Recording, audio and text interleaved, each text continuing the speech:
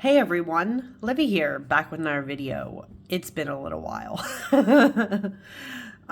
Today we are doing my March 2024 monthly musings. We're talking about everything that happened in the month of March, and let me tell you, it was not great. So let's get into why. I'm gonna start by saying right off the back, the big elephant in the room, especially if you've seen a few of my videos since this one. March started off with a lot of promise. Not gonna lie, guys. It did. Until until I basically messed up my wrist. Yeah. I sprained it. I sprained my wrist in quite possibly the stupidest way you could sprain your wrist. I was at work and basically I tripped over a child at my work. Tripped over them. And what I mean by tripped over, let me explain this so you can understand a little better. My day-to-day job, I work at a school. I am technically in a paraprofessional role. I have a student that I was dealing with, and when I went to take a step back, a different student was crouched down on the ground directly behind me. I don't think it was on purpose. The student was, I think he just doesn't have boundaries with like personal space, doesn't understand personal space whatsoever. He was like writing in this like binder, but for some reason he decided to do that directly behind me, and so I didn't see him. I take a step back. I basically fell right over the child and sprained my wrist. So that was shitty. As you guys can see, I don't have my the brace anymore because at the time of me filming this, I am mostly better now. As you can see, I still don't move it around a crazy ton. It was my left one, which also sucked, by the way, and I'll get into why. But it was just bad because obviously I had to go around everywhere with a brace for like a period of like 2 to 3-ish weeks. It was like mainly 2.5 weeks. They told me not to brace it too much, but it was enough where I still needed to. So yeah. It was a lot. It hurt. This is, for those who don't know, so I'm left-handed. This is my dominant hand. And I think that was the part that sucked the most about spraining it, was that I couldn't use it. I had to learn how to do everything with my right hand.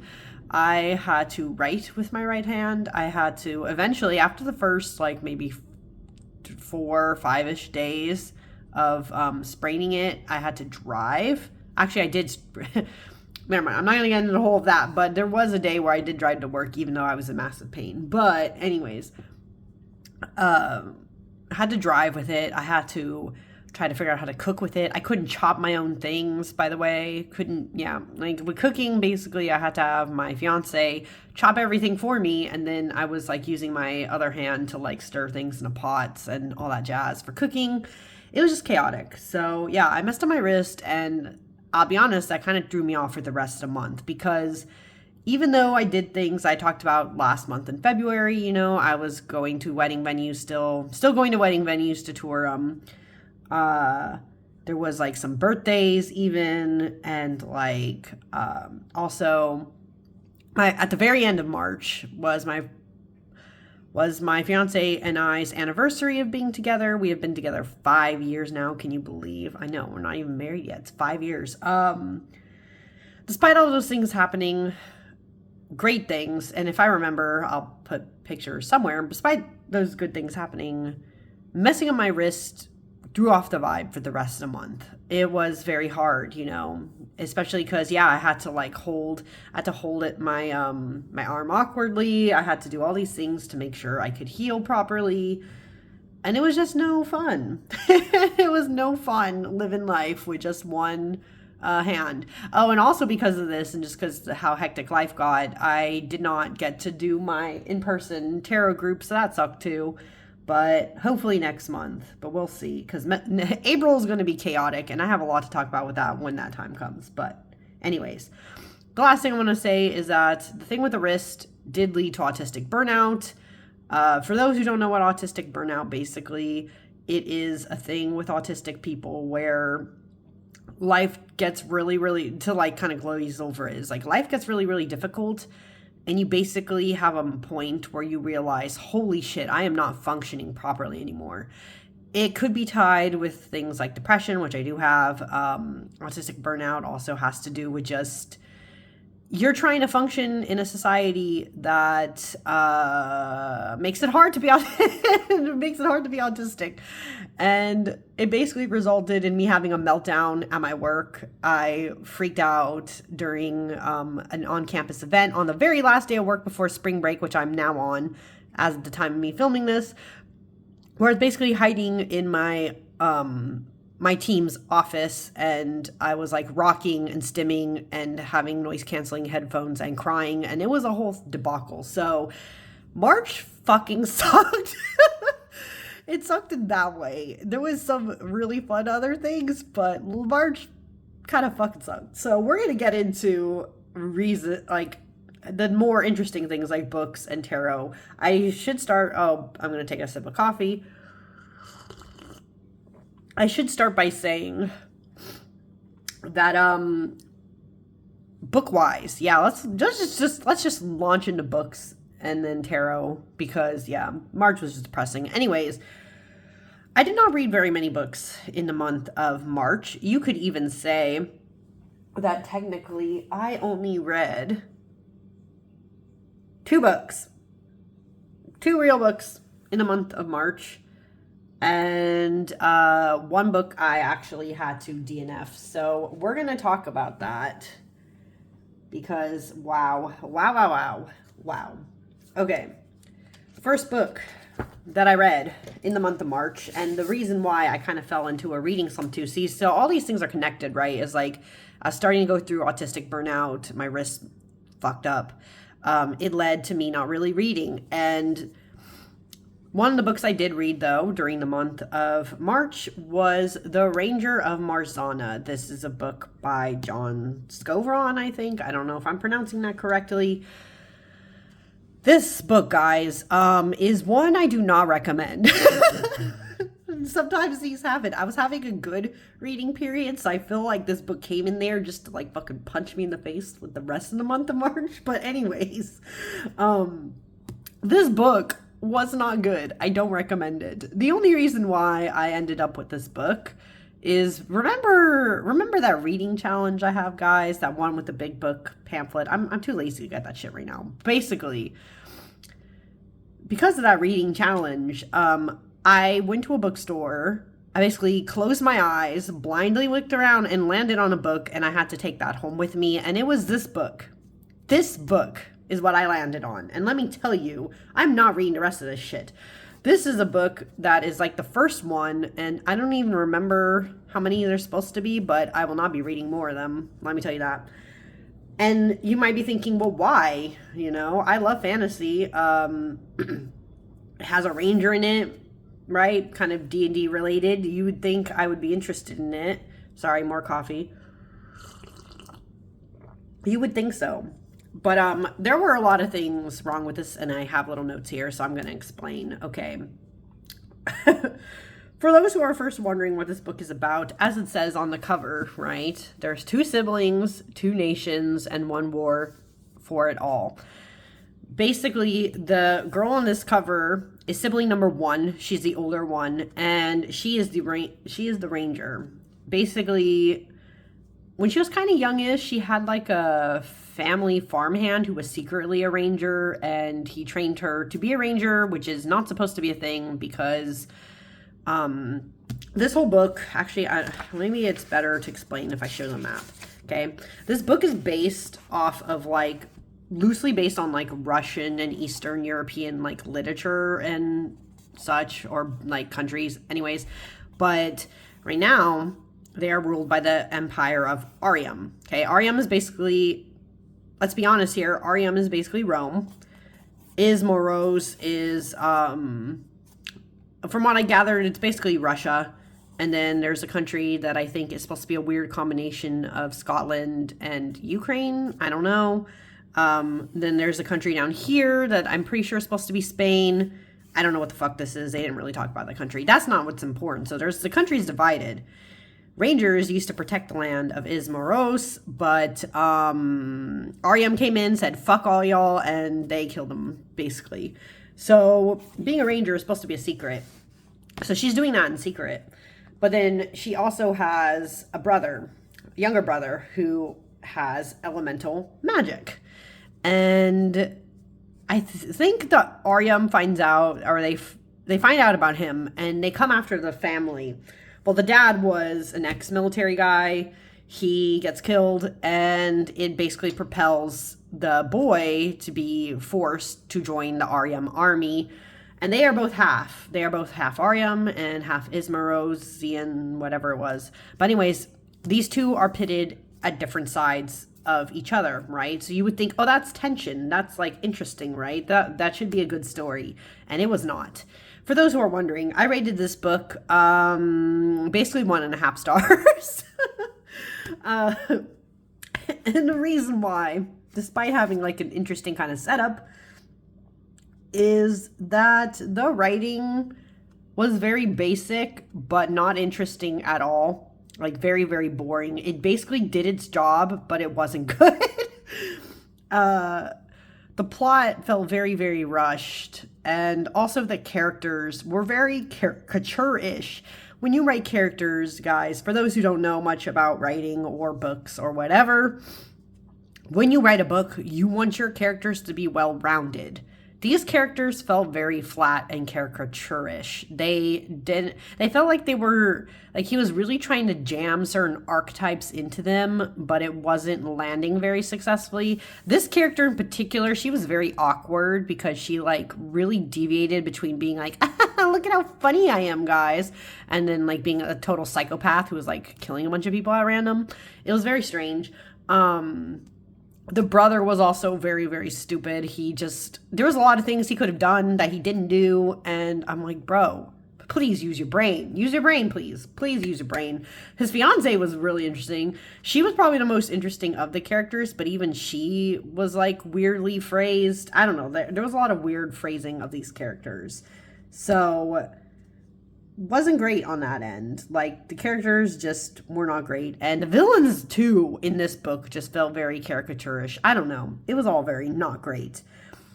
The only thing I'll give this book is that it did have interesting attempts at talking about the magic, because the magic in this book did have consequences. Rangers in particular had a magic thing where if they wanted to avoid death by their lady, who they were like ruled under, right? The Rangers operate under the goddesses of death, I think is what I understood. There was a big thing with that where if you accidentally almost died, the goddess came and basically resurrected you, but it costed some part of your humanity. So to be reborn with animal-ish parts, basically, came a consequence. So that was the only interesting thing. But yeah, would I recommend this? No, please don't read this. It wasn't good, and it was too long, guys. This book was over 454 pages, and it was just of what? I was so bogged down by this book. I was in such a slump. But yet I did this to myself. Yet I reread I reread this one, Romeo and Juliet.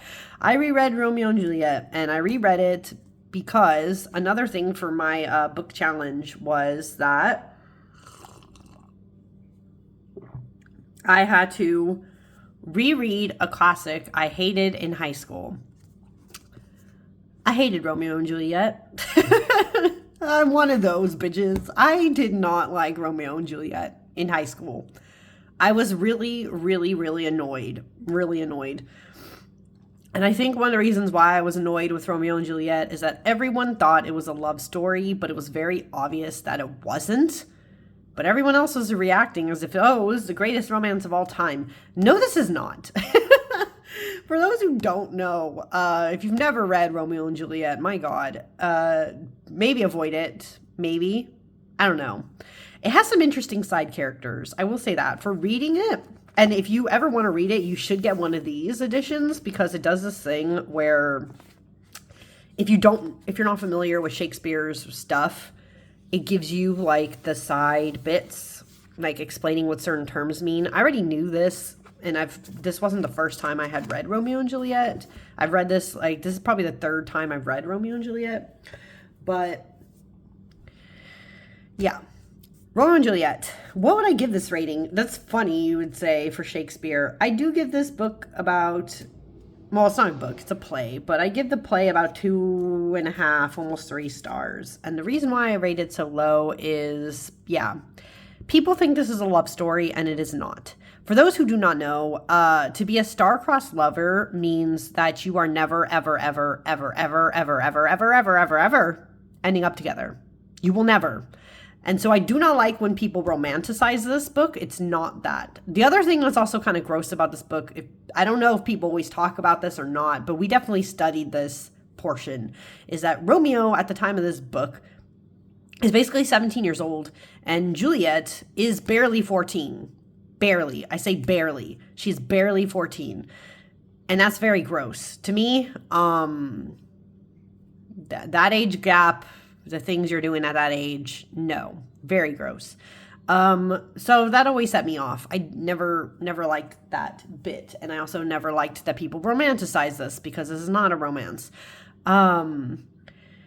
And so those things just still made me annoyed in rereading. And I think what especially annoyed me in rereading it and making it more apparent, of course, for this play, right, is that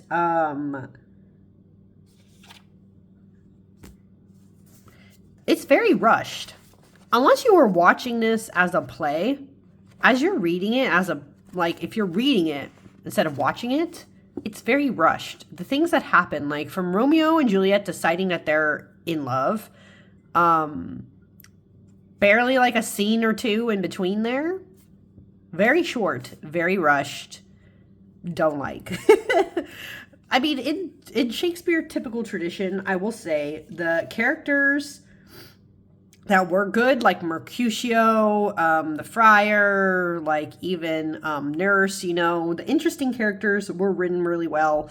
Character dialogue, of course, because it's Shakespeare, it's still on point. Like, yes, Shakespeare on point, writing on point. But it's too much. These kids are too much. I cannot with them.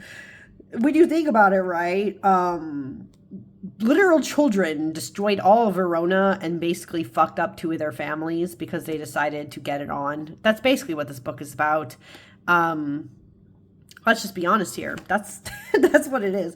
And basically, Mercutio was the most relatable because when he said a plague on both your houses, I really felt that. It was like a plague on both of you. You're both awful and we need to move on. So, yeah, I spent part of the month rereading this book or this play, and I'm just like, oh man, Romeo and Juliet, why?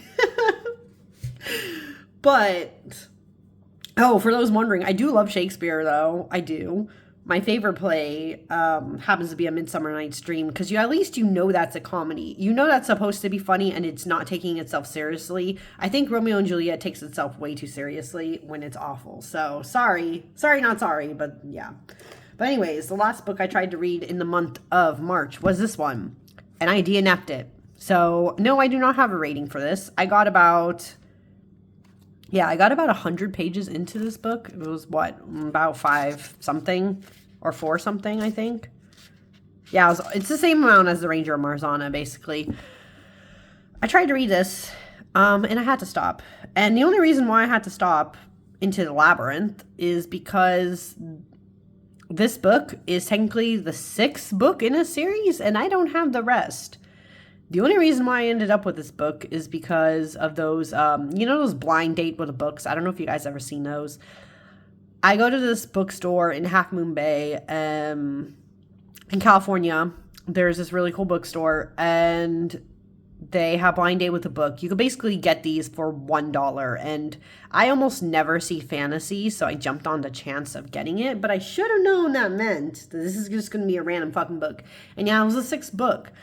So even though it was actually written interestingly, and I kind of liked some of the characters, the reason why I stopped was, 1, I was bored a little bit, and 2, I don't know any of the relevant plot that was happening before this. I don't know.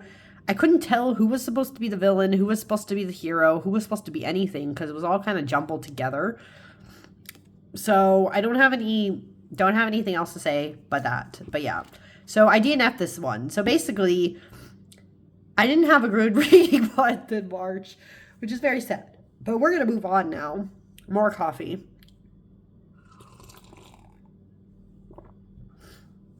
We're going to move on to decks.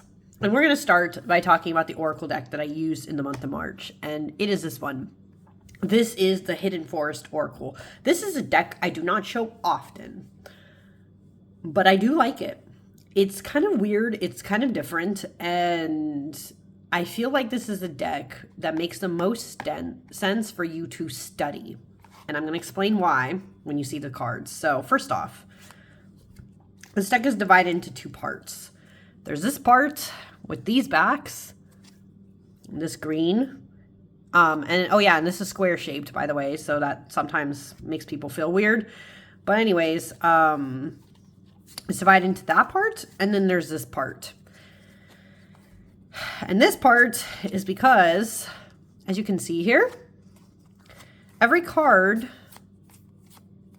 has another card that talks about the meanings of the cards. So there's no keywords, there's no titles on the cards. You get a bunch of these, which I have to say I'm not particularly a fan of this format. I'm not. Like, why didn't you just make a booklet to go in this instead of this? I don't know. It makes it very confusing. And there's also some other bits, like there's a card literally about how to use the deck. And then there's a couple spreads, which I'm actually interested in pulling for tarot, so I might do that. But anyways, so this is the Hidden Forest Oracle. Let's show the actual deck, shall we? This is a deck that despite being kind of weird in the fact that you just get an image of a thing on the deck, which again would not be for everybody. I like this deck because it is very, very colorful. Sorry, I'm going to move some of my stuff around a little bit here. Okay, sorry. It's very, very colorful. So this deck goes with pretty much anything. Because it's so colorful and because it's like drawn in such a way or designed in such a way where it's like the bright colors in the background and you have the black and white that goes into it. This deck basically goes with everything. Literally everything. And that's why I pulled it for this month, because the decks that I decided to use in the month of March, despite my messed up wrist, I really did try to use tarot and Oracle. And I did a little bit. Despite all that, I had some very colorful decks, and I wanted an Oracle and needed an Oracle that could match that. And I was also very interested in studying this deck. So this is a deck, for those who are wondering, I think is best if you study it, it makes the most sense. And then therefore you like it more. It really plays on the idea of symbolism. You need to know symbols. Like, you need to understand. This is kind of where sometimes I think having my writer background helps, is because some of these things, like common collective symbols, like cats, you know, there's common symbolism that goes into cats. And I'll show you by actually like pulling the cat card, right? Some of the things it says, right, are independence, patrolling the home, driving away pest, mercurial. These are all similar ideas and concepts that are not out of society's norm. You know, these are things people generally know about cats. So by just looking at it, you kind of can get the meaning of it. But some of the things in here you can't unless, again, you study this deck more, right? It won't immediately become apparent. So this is definitely a deck that I think some people would like but I would not recommend this for most just because it is a little quirky and different. But if you're into this, and if you like square decks, by the way, because as you can see, this is a square deck, then I would recommend this one. And as you're going to see, it does pretty much go with all the other decks that I used in the month of March. So let's show those so you can get an idea of what I'm talking about. I'm going to move this to the side temporarily. Let's get into the first deck, tarot deck, that I used in the month of March. Okay, first one I used, the Wonderworld Tarot. This is, as you can see, the mini edition. I specifically decided to use this one during the month of, I specifically decided to use this one in the month of March because I like the idea of always having a deck that's smaller and or can travel well. So I picked this one. It's the same basically as the first edition. It's just in a small format. There's no, again, this deck never came with a guidebook. It's just in this tuck box. I use this deck. Oh, these are the backs of this version because the first edition has just black and white of this design basically. I use this deck, and funny enough, I actually did readings for some of my coworkers using this deck. I took it to work one day, and they know, some of them know I do tarot, so they're like, hey, want to give me a reading? And so I gave them like 2 readings, and I was kind of nervous because you never know with people that you're not really, really close to. You never know how people are going to react when you read for them. Different reactions, but yeah, this deck worked, did its job, and it's, again, you guys have seen this deck on my channel before. This is not really a surprise, but I'll flip through some of this. This deck is great. There's a reason why I have 2 copies of it, kind of. I mean, I'm not usually somebody who gets 2 copies of a deck, but because this was a smaller copy, a mini, and this is a deck that I could basically transport now anywhere, wherever I want to go, I could take this and read for people because it also follows to RWS pretty closely. I like this. I always like this. I felt like this energy for March. I don't know. It's the colors. There's something about March where I gravitate towards really bold colors. I don't know what it is. Maybe it's that Aries energy that happens in the second half of March. But yeah, this one always works for me. This is, as you can see, this is based off of Alice in Wonderland. Specifically, I would say this is a good Alice in Wonderland deck for people who are familiar with the different iterations of movies that Alice in Wonderland has had, as well as familiar with the actual books of Alice in Wonderland. This is a deck for both of those people because some of the things that are drawn, like the way that's drawn, were like from one of the movies. Like this is one from the Tim Burton one. Even the way they drew the Queen is from that. But then you have things like the Dodo, which you wouldn't really know about unless you've like read the book, and Humpty Dumpty. Even this scene right here, this is literally drawn out of like one of the books. This Mad Hatter, as you can see, is more like the Tim Burton stuff, but at the same time it has other things from like the actual books. So like if you're familiar with that, you will enjoy this book, but I would say this is definitely a deck that makes the most sense for people who are really diehard fans of Alice in Wonderland because of all those little Easter eggs, basically, like the sheep, like this scene, which is still my favorite, probably one of my favorite 10 of coins ever now. It is so fucking funny. Oh, this scene especially, if you've ever, this is in the book too, but if you've ever seen the 1999 version of Alice in Wonderland, this is from that, and it is so fucking funny. It's in there. It's so good. So if you like that, definitely take this deck as an opportunity. I also say that the reason why I want to show this deck, the Wonderworld Tarot Mini, is because this is still affordable. This still exists as far as I'm aware. The first edition of this deck is pretty much almost out of print. Like, I think the creator herself is charging up the wazoo for like the last few decks. I don't know why. And there is a second edition, but the coloring is slightly different and the backs are different. And there's a whole lot of stuff with that second edition. But the mini is just like the first. And I do recommend it for those who are interested in this deck because it's also the cheapest version. Anyways, moving on. What's another deck that I used in March? This beauty. I definitely did. This is the Taro of Echoes, guys. This is by Anna Turian. This, I have to say, is the indie edition because apparently, I was not aware of this. This might be going mass market, question mark? That's what I thought I heard from Anna herself. I'm not sure. But I have the indie edition. I pre-ordered it. And the reason why I pre-ordered it originally, oh, and by the way, you know it's actually legit because Anna signed them. Anyways. The reason why I pre-ordered this deck is because my stupid brain saw she was doing a pre-order. And for some reason I thought, oh, this is that deck. This is that deck of hers that I've been wanting that's been out of print now for forever, right? No, it was not that deck. It was not, what's it called? Bone, Stone, and Earth Flesh. It was not that deck. I want that deck still, but it's not that deck. The Taro of Echoes is something completely different. But this deck, as you can see, is a very easy shuffler. This deck is beautiful. I like it.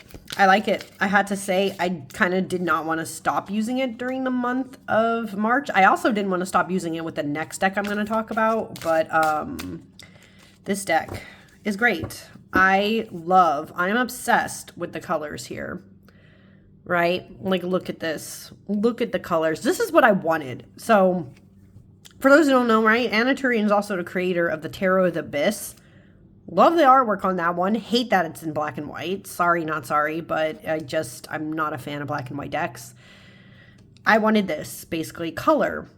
And I love that this deck draws interesting parallels between very fantastical, but things that almost feel like they were rooted in our world at the same time. It is such an interesting and, like, very exact reader. It told me, basically, what I need to know, when I need to know it. It was very firm, but it wasn't 100% rude. It's like this deck is somewhere between, like, the water and, like, air energy, I would say. You would think it'd be more grounded. Maybe it is kind of grounded. I don't know. But I was feeling it. Now, I did do a video about this deck. And someone pointed out that, yes, this deck could have probably more diversity in it than it does. And what I mean by that is that there are, if I counted correctly, there are about somewhere between 4 and 5 people that look like they can be people of color. Whether that's like, I don't know, being black, straight up. There were a couple that are, or being like, see, someone who's black, compared to, like, I think maybe one person who looks like they could be Asian, or someone who is just otherwise brown, but you don't know, right, who? So someone pointed out it could have more diversity in that way, and you know it's true. It could. But at the same time, I do like this deck. I don't want to discredit that either, like, just because it doesn't 100% have that. But it does bring up a good point about how creators could be making sure that if you're including people in your decks, we do need to make sure that we are making them diverse, right? I think attempts were made here. I'm not going to say attempts were not made at all.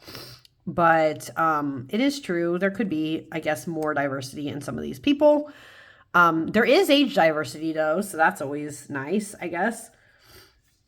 But despite that, I did love this deck. And you can see now with these colors, right, how this goes very, very well with this deck. So one of the reasons why I knew, right, that I was going to be putting these together.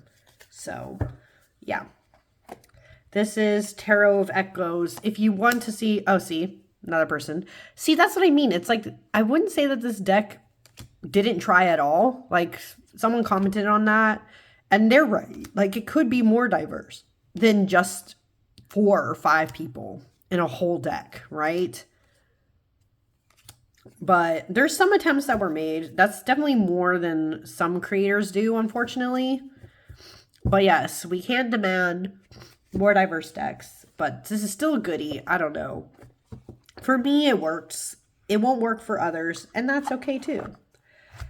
Okay, moving on from the Taro of Echoes is another deck that I kind of did not want to stop using during the month of March.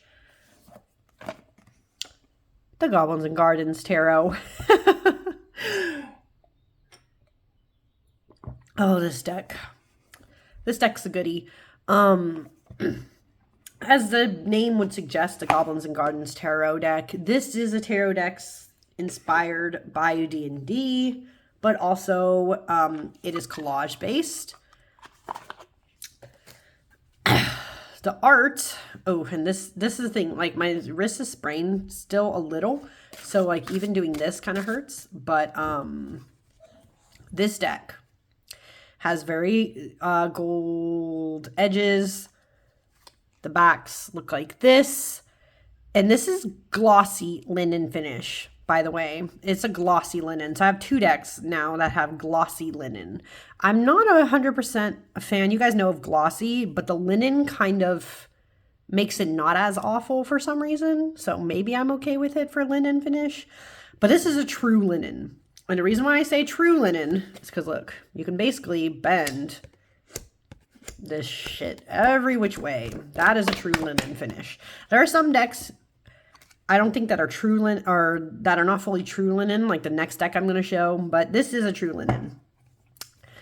And this deck is so fun. So basically takes old D&D imagery, like from, I think it was from like 3 or something, or maybe even older than that. It takes a lot of the original artwork from D&D and it's collaged together with botanical imagery.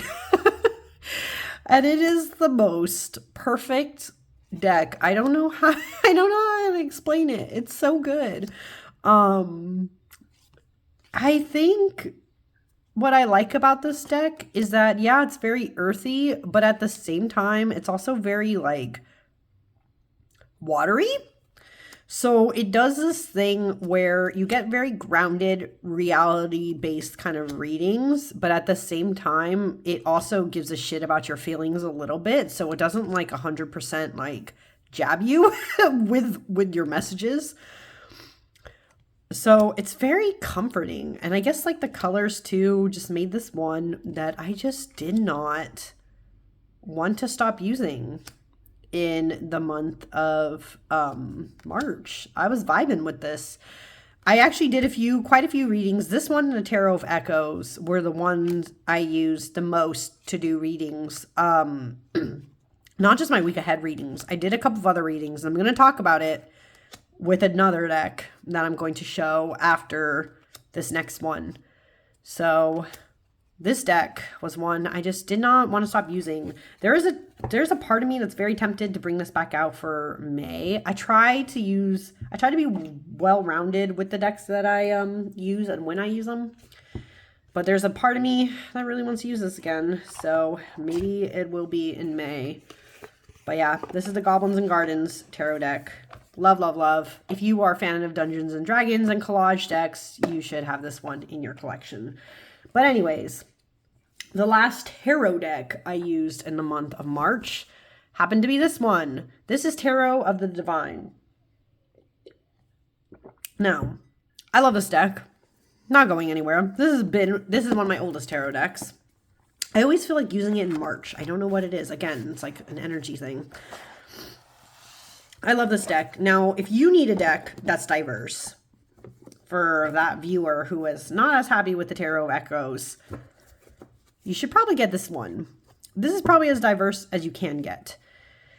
For those who don't know, the Tarot of the Divine, it is a tarot deck based on myths, fairy tales, and legends from literally all around the world.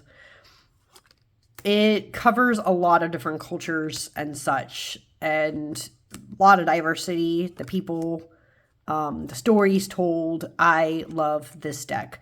Now, this deck, though, is not a true linen. So let's see the light. You can see the texture. Okay, looks linen.